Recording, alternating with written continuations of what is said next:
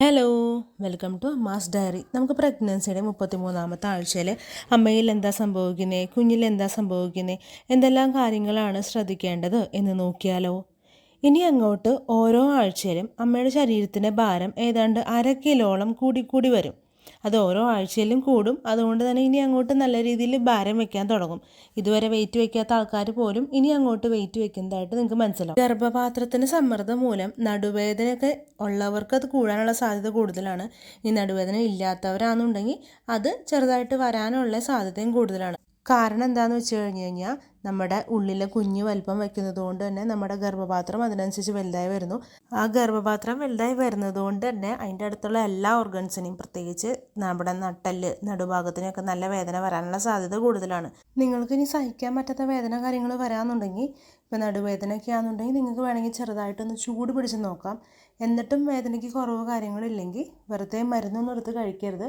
എത്രയും പെട്ടെന്ന് ഗൈനക്കോളജിസ്റ്റിൻ്റെ അടുത്ത് തന്നെ പറയുക, എനിക്ക് പുറം വേദനയുണ്ട് അല്ലെങ്കിൽ അവിടെ വേദനയുണ്ട് എവിടെയാണെന്ന് വെച്ച് കഴിഞ്ഞാൽ ജസ്റ്റ് ഒന്ന് ഇൻഫോം ചെയ്യുക. ആൾ പറയുന്ന മെഡിസിൻ മാത്രം കഴിക്കുക. ഇൻഫോർമേഷൻ ഇല്ലാണ്ട് ഒരു ആൻറ്റിബയോട്ടിക്സോ വേറെ എന്ത് മരുന്നോ ഈ പ്രഗ്നൻ്റ് ആയിരിക്കുന്ന സമയത്ത് കഴിക്കരുത്. ഈ ആഴ്ച കുഞ്ഞിന് ശരാശരി 2 കിലോ ഭാരം ഉണ്ടാവും. അതുപോലെ 17.2 ഇഞ്ച് നീളവും കാണും. ഏതാണ്ട് താരതമ്യപ്പെടുത്തി പറയാന്നുണ്ടെങ്കിൽ വലിയൊരു പൈനാപ്പിളിൻ്റെ വലുപ്പത്തിലേക്ക് നമ്മുടെ കുഞ്ഞ് എത്തിയിട്ടുണ്ട് എന്ന് നമുക്ക് പറയാൻ പറ്റും. നമുക്കിനി അമ്മയിൽ എന്താണ് സംഭവിക്കുന്നത് എന്ന് നോക്കിയാലോ. ആദ്യത്തെ 2 ട്രൈമസ്റ്ററുകളുമായി നിങ്ങളുടെ ശരീരത്തിൽ രക്തത്തിൻ്റെ അളവ് കൂടി വരികയാണ്. അതിനി അങ്ങോട്ട് കൂടി തന്നെ വന്നുകൊണ്ടിരിക്കും. എന്നാലും ജസ്റ്റ് ഒന്ന് കൂടി വരികയാണ് എന്നൊന്ന് ഇൻഫോം ചെയ്തതാണ്. നിങ്ങളിപ്പോൾ പ്രൈവറ്റ് ഹോസ്പിറ്റലിലാണ് കാണിക്കണമെന്നുണ്ടെങ്കിൽ, പ്രൈവറ്റ് ഹോസ്പിറ്റലിൽ കാണിക്കാൻ വേണ്ടിയിട്ടല്ല, അങ്ങനെയാണ് കാണിക്കണമെന്നുണ്ടെങ്കിൽ നിങ്ങളുടെ ഡോക്ടർ നിങ്ങളുടെ അടുത്ത് ചിലപ്പോൾ പ്രഗ്നൻസിയുടെ ക്ലാസ് ഉണ്ട്, അത് വേണമെങ്കിൽ അറ്റൻഡ് ചെയ്തോ, ഫ്രീ ക്ലാസ് ആണ് എന്നൊക്കെ ചിലപ്പോൾ പറയും. അപ്പോൾ നിങ്ങൾ വിചാരിക്കും 2 മണിക്കൂർ ഇരിക്കണമല്ലോ, അപ്പോൾ പിന്നെ വേണ്ട എന്ന് വിചാരിച്ച് നിങ്ങൾ വേണ്ടാന്ന് വെക്കുന്ന ആൾക്കാരുണ്ട്. അവർക്ക് വേണ്ടിയിട്ടാണ് പറയണേ.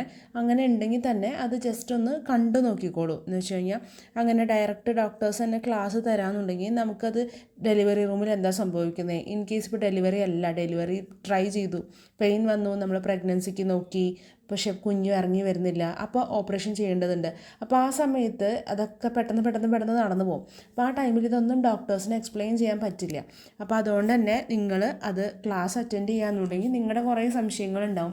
അതുപോലെ ഡെലിവറി റൂമൊക്കെ കാണിച്ചു തരും. ചിലപ്പോൾ ഫോട്ടോയിലായിരിക്കും കാണിക്കുന്നുണ്ടാവുക, ചിലപ്പോൾ വീഡിയോ ആയിരിക്കും. എന്നിരുന്നാലും നിങ്ങൾക്ക് അതിനെ പറ്റിയൊക്കെ ഒരു ഐഡിയ കിട്ടും. നമുക്കിപ്പോൾ എന്ത് വേദനയാണ് നടക്കാൻ പോണത്, അല്ലെങ്കിൽ എന്താണ് അവിടെ ചെയ്യാൻ പോണതെന്ന് മുൻകൂട്ടി നമുക്ക് അറിയാമെന്നുണ്ടെങ്കിൽ നമുക്ക് കുറച്ച് ഒരു ആശ്വാസം ഉണ്ടാവും. നമ്മളവിടെ ഒറ്റയ്ക്കാണല്ലോ, അപ്പോൾ എന്താ ചെയ്യാൻ പറ്റുക എന്നൊക്കെ ഒരു എന്താണോ എന്നെ ചെയ്യാൻ പോണേന്നുള്ള ടെൻഷൻ കാര്യങ്ങളൊക്കെ നിങ്ങൾക്ക് ഉണ്ടെന്നുണ്ടെങ്കിൽ അതിനൊക്കെ ഒരു റിലീഫ് കിട്ടാൻ ചാൻസ് ഉണ്ട്. അതുകൊണ്ടാണ് ഞാൻ അങ്ങനെ പറഞ്ഞത്. ഞാൻ എൻ്റെ പ്രഗ്നൻസിൻ്റെ ലാസ്റ്റ് വീക്സ് കാര്യങ്ങളൊക്കെ ആയിപ്പിക്കും, 32 വീക്സിലൊക്കെ ആയിപ്പിക്കും ഞാനും ഇതുപോലെ ഒരു ക്ലാസ് അറ്റൻഡ് ചെയ്തിട്ടുണ്ടായിരുന്നു. എൻ്റെ അടുത്തും അറ്റൻഡ് ചെയ്യാൻ പറഞ്ഞു. ഇപ്പോൾ ഓക്കെ, ഞങ്ങൾ ഹസ്ബൻഡും ഞാനും കൂടി ഞാൻ അറ്റൻഡ് ചെയ്തിട്ടുണ്ടായിരുന്നു. അപ്പോൾ എൻ്റെ കുറേ സംശയങ്ങളും കാര്യങ്ങളൊക്കെ ഉണ്ടായിരുന്നു. അതുപോലെ കുറേ കാര്യങ്ങൾ അറിയാത്ത കാര്യങ്ങളുണ്ടായതൊക്കെ ക്ലിയറായി കിട്ടി. അപ്പം നമുക്ക് നേരത്തെ കൂട്ടി അറിയാം, ഇപ്പോൾ പെയിൻ വരണ വരെ ഈ റൂമിലായിരിക്കും, പെയിൻ വന്നു കഴിയുമ്പോൾ ഇനി ലേബർ റൂമിലേക്ക് കൊണ്ടുപോകുള്ളൂ. അങ്ങനത്തെ കുറേ ഓരോ ഹോസ്പിറ്റലിലും ഓരോരോ റൂംസ് ആയിരിക്കും, ഓരോ തിരത്തിലായിരിക്കും. അപ്പോൾ അതെങ്ങനെയാണെന്നൊക്കെ ഒരു കറക്റ്റായിട്ട് ഒരു ഐഡിയ കിട്ടിയിട്ടുണ്ടായിരുന്നു. അപ്പോൾ അതുകൊണ്ട് തന്നെ ഡെലിവറിക്ക് കയറിയ സമയത്തായാലും എൻ്റെ കൂടെ ഹസ്ബൻഡ് ഉണ്ടായിരുന്നു, ഡെലിവറി റൂമിലും ഫുൾ ടൈം എൻ്റെ കൂടെ ഉണ്ടായിരുന്നു. അപ്പോൾ അതെങ്ങനെയാണ് ചെയ്യാൻ പറ്റുക, ഏത് ഹോസ്പിറ്റലായിരുന്നു എൻ്റെ എന്നൊക്കെ ഞാൻ ഡീറ്റെയിൽ ആയിട്ട് ഞാൻ പറയുന്നുണ്ട്, ഒരു വീഡിയോ ചെയ്തിട്ടുണ്ട്, ഒന്ന് കണ്ടു നോക്കിയാൽ മതി. ഇനി ഈ ആഴ്ചയിൽ നിങ്ങൾക്ക് പ്രസവ സമയത്ത് സഹായകമാകുന്ന ബ്രീത്തിങ് ടെക്നിക്സ് കാര്യങ്ങളെല്ലാം നിങ്ങൾ ക്ലാസ് അറ്റൻഡ് ചെയ്തിട്ടുണ്ടെന്നുണ്ടെങ്കിൽ അതിനകത്ത് പഠിപ്പിച്ചു തന്നിട്ടുണ്ടാവും.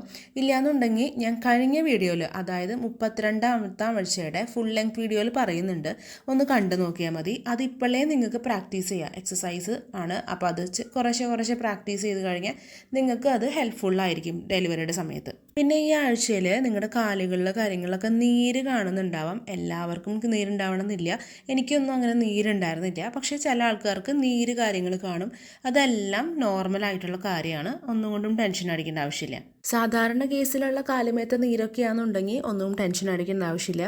പക്ഷേ കാലുമേത്ത നീരൊക്കെ പെട്ടെന്ന് അങ്ങോട്ട് കൂടി, അതുപോലെ കഴുത്തിലൊക്കെ നീര് വരാമെന്നുണ്ടെങ്കിൽ പെട്ടെന്ന് ഒന്ന് ഡോക്ടറെ കാണിക്കുകയെന്നുണ്ടെങ്കിൽ അത് നല്ലതായിരിക്കും. പിന്നെ അങ്ങനെ നീര്, പെയിന് കാര്യങ്ങളൊക്കെ ഉണ്ടെന്നുണ്ടെങ്കിൽ ചെറിയ രീതിയിലുള്ള മസാജ് കാര്യങ്ങളൊക്കെ ചെയ്യുകയെന്നുണ്ടെങ്കിൽ അത് നിങ്ങൾക്കൊരു ആശ്വാസം തരുന്നതായിരിക്കും. പിന്നെ നോർമലായിട്ട് ഈ നീര് ഒക്കെ കുറയ്ക്കുകയെന്ന് വെച്ച് കഴിഞ്ഞാൽ കിടക്കുന്ന സമയത്തൊക്കെ കാല് ഉയർത്തി വെച്ച്, ഇപ്പോൾ ചെരിഞ്ഞാൽ കിടക്കാൻ പാടുള്ളൂ, ചെരിച്ച് തന്നെ കാല് ഉയർത്തി വെച്ച് അങ്ങനെ ബോഡിക്കൊക്കെ നല്ല രീതിയിൽ റെസ്റ്റ് കൊടുത്തിട്ട് പരമാവധി ഈ വേദനകൾ കാര്യങ്ങളൊക്കെ കുറയ്ക്കാൻ വേണ്ടി നോക്കുക. ചിലർക്ക് ഈ ആഴ്ചയിൽ നെഞ്ചെരിച്ചിൽ കാര്യങ്ങളൊക്കെ കൂടുതലായിട്ട് അനുഭവപ്പെട്ടേക്കാം.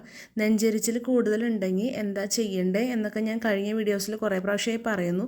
ഇനി ഞാനിതിവിടെ റിപ്പീറ്റ് ചെയ്യുന്നില്ല.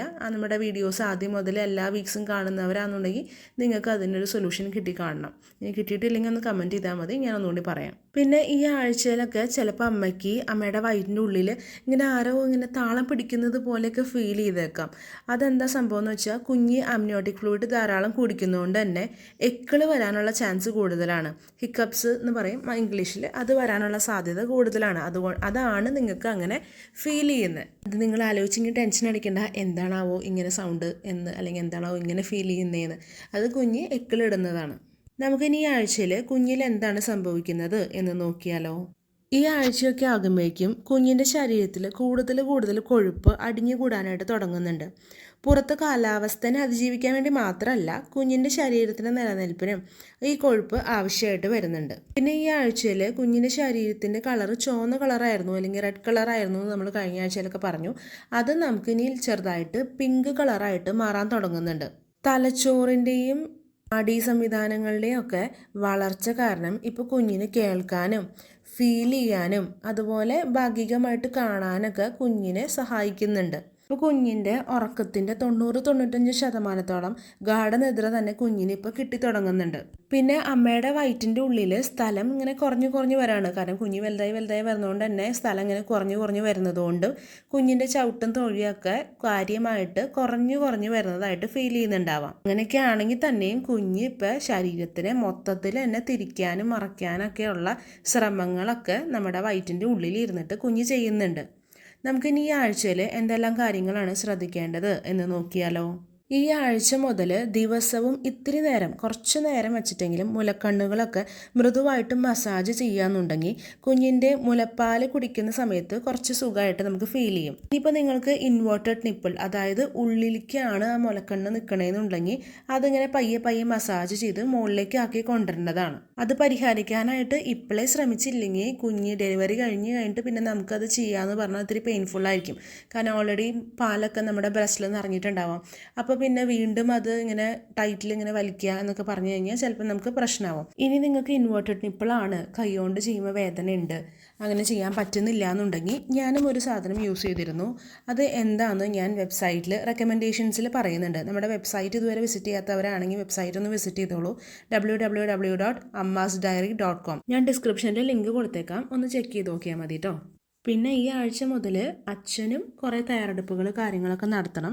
പ്രത്യേകിച്ച് ആദ്യത്തെ ഡെലിവറി ഒക്കെ ആണെന്നുണ്ടെങ്കിൽ അച്ഛന് കുഞ്ഞിനെ എങ്ങനെ എടുക്കണ്ടേ കാര്യങ്ങളൊന്നും അറിയില്ല.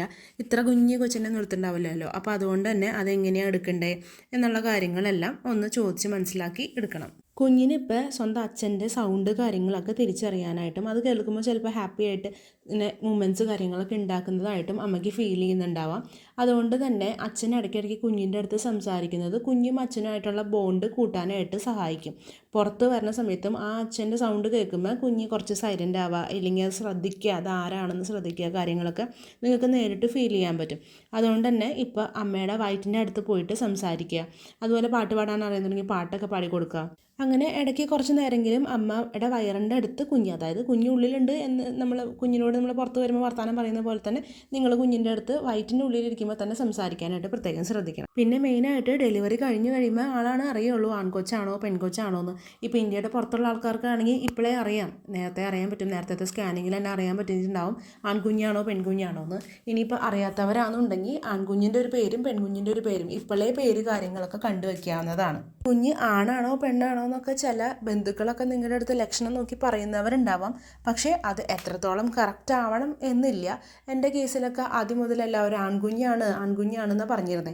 പക്ഷേ എനിക്ക് ആദ്യമേ ഒരു ഫീൽ ഉണ്ടായിരുന്നു പെൺകുഞ്ഞാണല്ലോ എന്നുള്ളത്. പക്ഷേ എല്ലാവരും പറഞ്ഞിരുന്നത് ആൺകുഞ്ഞാണ്.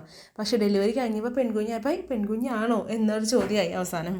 അപ്പോൾ അതുകൊണ്ടാണ് പറഞ്ഞത് എല്ലാവരും പറയുന്നത് കറക്റ്റ് ആവണമെന്നില്ല. പക്ഷെ എന്നാലും നിങ്ങൾ 2 പേരും കണ്ടുവയ്ക്കുക. അപ്പോൾ പിന്നെ നിങ്ങൾക്ക് എല്ലാവരും ഇങ്ങനെയാണല്ലോ പറഞ്ഞേ, പിന്നെ ആൺകുഞ്ഞിൻ്റെ പേര് മാത്രം കണ്ടുവച്ചുള്ളൂല്ലോ എന്ന് ചിന്തിക്കേണ്ട.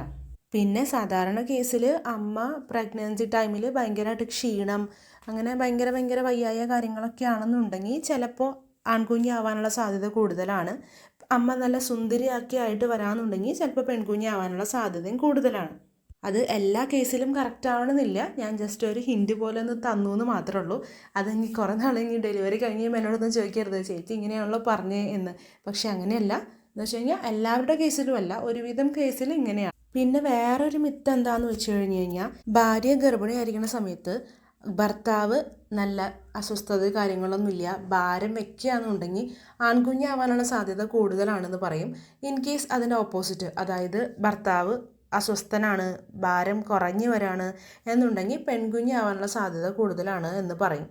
അതെല്ലാം ഒരു മിത്താണ്. അതുകൊണ്ട് ആരും അങ്ങനെ വിശ്വസിക്കേണ്ട ആവശ്യമില്ല. നമുക്ക് പുറത്ത് വരുമ്പോൾ നമുക്ക് നല്ല ആരോഗ്യ ഒരു കുഞ്ഞിനെ കിട്ടാനായിട്ട് പ്രത്യേകം പ്രാർത്ഥിക്കാം. ഇതെല്ലാം ഒരു കടങ്കഥ പോലെ നമുക്ക് കേട്ട് കളയാനേ പറ്റുള്ളൂ. ഏത് കുഞ്ഞാണെങ്കിലും നമ്മൾ ഹാപ്പി ആയിട്ട് അക്സെപ്റ്റ് ചെയ്യുക. ഓ എനിക്ക് ഇങ്ങനെയാണല്ലോ, എനിക്ക് ഞാൻ ഭയങ്കരമായിട്ട് ഭംഗി വെച്ചിട്ടുണ്ടല്ലോ, പെൺകുഞ്ഞാണല്ലോ എന്ന് വിചാരിച്ചാൽ ആരും സന്തോഷിക്കുകയും വേണ്ട, ആരും വിഷമിക്കുകയും വേണ്ട. കാരണം ചില ആൺകുഞ്ഞി ഉള്ളിലുള്ള സമയത്ത് അമ്മ നല്ലപോലെ ഭംഗി വെച്ചതായിട്ടും കണ്ടിട്ടുണ്ട്. അതുകൊണ്ടാണ് അങ്ങനെ പറഞ്ഞത്. പിന്നെ ഈ ആഴ്ചയിലൊക്കെ നിങ്ങൾക്ക് കൈക്കുഞ്ഞുള്ള ആരെങ്കിലുമൊക്കെ വിസിറ്റ് ചെയ്യാൻ പറ്റാമെന്നുണ്ടെങ്കിൽ, അടുത്ത് അങ്ങനത്തെ ആരെങ്കിലും ഉണ്ട്, അല്ലെങ്കിൽ നിങ്ങളുടെ കസിൻസ് ആരെങ്കിലുമൊക്കെ ഉണ്ടെന്നുണ്ടെങ്കിൽ, അങ്ങനത്തെ കാണാൻ പറ്റാമെന്നുണ്ടെങ്കിൽ നിങ്ങൾക്ക് ഒരു ഉള്ളിലൊക്കെ ഒരു ഉത്സാഹവും എൻ്റെ കുഞ്ഞ് വരാറായി ഇങ്ങനെ ആയിരിക്കും, അല്ലെങ്കിൽ അങ്ങനെ നമുക്ക് കളിപ്പിക്കാനും ഉള്ള ഒരു ഇതൊക്കെ നമുക്കൊരു ഉത്സാഹമൊക്കെ വരാനുള്ള സാധ്യത കൂടുതലാണ്. അതും പറഞ്ഞ് നിങ്ങളുടെ അടുത്തൊന്നും ഇല്ല എന്നുണ്ടെങ്കിൽ കുറേ അന്വേഷിച്ച് പിടിച്ച് പോകുന്നു വേണ്ട. നിങ്ങൾക്ക് അറിയുന്ന ആരെങ്കിലും ഉണ്ട് എന്നുണ്ടെങ്കിൽ, അങ്ങനെ ട്രാവൽ ചെയ്യാൻ പറ്റുന്ന കണ്ടീഷൻ ആണെന്നുണ്ടെങ്കിൽ അങ്ങനത്തെ വിസിറ്റ് കാര്യങ്ങളൊക്കെ നടത്താമെന്നുണ്ടെങ്കിൽ നല്ലതായിരിക്കും. ഇത് നിങ്ങൾക്ക് പോസിറ്റീവായിട്ട് ചിന്ത ഉണ്ടാക്കാൻ മാത്രമല്ല, നിങ്ങളുടെ ഉള്ളിൽ വളരുന്ന കുഞ്ഞിൻ്റെ അനക്കവും കാര്യങ്ങളൊക്കെ നിങ്ങൾക്ക് പുറത്ത് കാണുന്ന കുഞ്ഞും ആയിട്ട് നിങ്ങൾക്ക് ഒന്ന് മനസ്സിലാക്കാനായിട്ട് സാധിക്കും. അത് നിങ്ങൾക്ക് നല്ലൊരു ഹാപ്പി ആവാനായിട്ട് പറ്റും. അതുകൊണ്ടാണ് അങ്ങനെ പറ്റുന്നുണ്ടെങ്കിൽ എന്ന് പറഞ്ഞു. പിന്നെ ഭാര്യയുടെ ഗർഭകാലം എന്ന് പറയുന്നത് ഭർത്താക്കന്മാർക്ക് മടി പിടിച്ചിരിക്കാനുള്ളതല്ല. നല്ലൊരു അച്ഛൻ എങ്ങനെ ആവാൻ പറ്റും, എന്താ അതിന് ചെയ്യണ്ടേന്നുള്ള ബുക്സ് കാര്യങ്ങളൊക്കെ ഉണ്ട്. ഇല്ലയെന്നുണ്ടെങ്കിൽ നമ്മൾ തന്നെ വീഡിയോസ് ചെയ്തിട്ടുണ്ട്. അപ്പോൾ അതെല്ലാം ഒന്ന് കണ്ടു നോക്കിയാൽ മതി കേട്ടോ. പിന്നെ അത് കാണുമ്പോൾ അച്ഛൻ ഒറ്റയ്ക്ക് ഇരുന്ന് കാണേണ്ട ആവശ്യമില്ല, അമ്മയുമായിട്ട് ഇരുന്ന് ഒരുമിച്ചിരുന്ന് കാണുക. അതിൽ പറയുന്ന കാര്യങ്ങൾ എങ്ങനെ പ്രാവർത്തികത്തിൽ കൊണ്ടുവരാൻ പറ്റും എന്നൊക്കെ ഒന്ന് ആലോചിക്കുക. അങ്ങനെ ഹാപ്പി മൊമെൻ്റായിട്ട് മുന്നോട്ട് പോകാനായിട്ട് പ്രത്യേകം ശ്രദ്ധിക്കുക. പിന്നെ ഈ ആഴ്ചയൊക്കെ ആകുമ്പോഴേക്കും പ്രത്യേകമായിട്ട് ഹസ്ബൻഡ്, അതായത് കുഞ്ഞിൻ്റെ അച്ഛൻ അമ്മയുടെ അടുത്ത് ഇരുന്നിട്ട് അമ്മേനെ കെയർ കൂടുതൽ ചെയ്യാനും അമ്മയുടെ വയറ്റിലൊക്കെ ഒന്ന് തഴുകാനും കാര്യങ്ങളൊക്കെ പ്രത്യേകം ശ്രദ്ധിച്ചോളൂ.